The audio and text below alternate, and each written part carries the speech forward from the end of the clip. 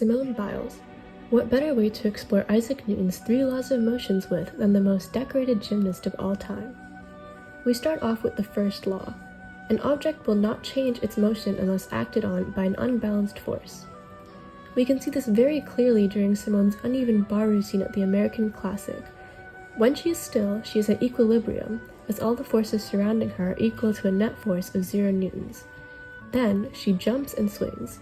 The forces around her are now completely unbalanced and constantly changing. As we can see in the clip, she must keep swinging, twisting, and jumping to ensure that she does not lose momentum and that she stays in continuous motion until the end of her routine. We can also look at Simone's unique case regarding inertia in this next clip of her floor exercise at the Olympic Games. Standing at 4'7", Simone Biles is incredibly short even for a gymnast. This means that she has less inertia and is able to gain height in her flips in ways that taller gymnasts may not be able to, as her body allows her to have considerably less resistance to external forces. To compare, we can look at the floor exercise of another gymnast, Dominique Mokonou, at the 1996 Olympic Games. With a height of 5'2" Mokonou was the rare gymnast that could gain height during flips despite her tall stature. Still, we can see that she does not gain quite as much height as Simone, and that her movements mid-air are slower. This is because she has more inertia, and thus her body has more resistance to force. Newton's second law of motion states that force is equal to mass times acceleration. This means that objects with larger mass require more force to accelerate than those with lesser mass. As an example of this law, we will be comparing Simone to her fellow teammate, the gymnast Suni Lee.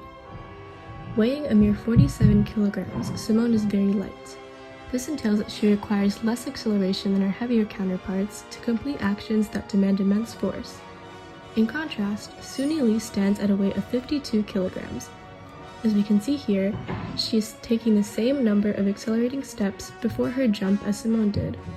However, she gains much less height and does only half of the flips Simone was able to do using the same momentum. As Suni Lee is of a larger mass, she would need more acceleration to complete Simone's routine than Simone herself would. Thus is Newton's second law. Another example can be seen on the uneven bars. These routines are notorious as they require the gymnast to keep an impeccable balance between their own mass and acceleration so as to not go so slow that they stop moving, or even so fast that they create enough force to be flung off of the bars. We see Simone in this clip harmonizing these two aspects very well. When she must go in an upward direction, she applies more force to her lower body to accelerate against gravity. Meanwhile, when she must move downwards, she ceases to apply any force herself and instead lets gravity do the work for her. Finally, we reach Newton's third law. For every force in nature, there is an equal and opposite reaction. This law can be observed in almost all aspects of gymnastics, but is perhaps most evident in landings. When a gymnast lands, they are hitting the floor with immense force that is gained by their acceleration in the air paired with their own body mass being brought down by gravity. This means that they are prone to bouncing once they hit the ground, as the force of their landing is reciprocated by the force of the floor pushing back on them. Similar to a bouncing ball. This is why it is the mark of an amazing gymnast to not appear to be bouncing upon landing, as it takes practice to not seem affected by the force. Additionally, we can see Newton's third law at play more clearly during what is known as vaulting. In these routines, gymnasts must bounce off 2 springboards and complete a series of rotations mid-air. The force of the gymnast hitting these boards with their own weight, paired with the responding force from the board pushing them upward, allows them to gain tremendous height and complete their routines, as we see Simone here doing very skillfully. Gymnastics is a sport that has mesmerized physicists since its conception. It is in fact jaw-dropping how mere humans such as ourselves are able to complete such magnificent feats using only their own bodies.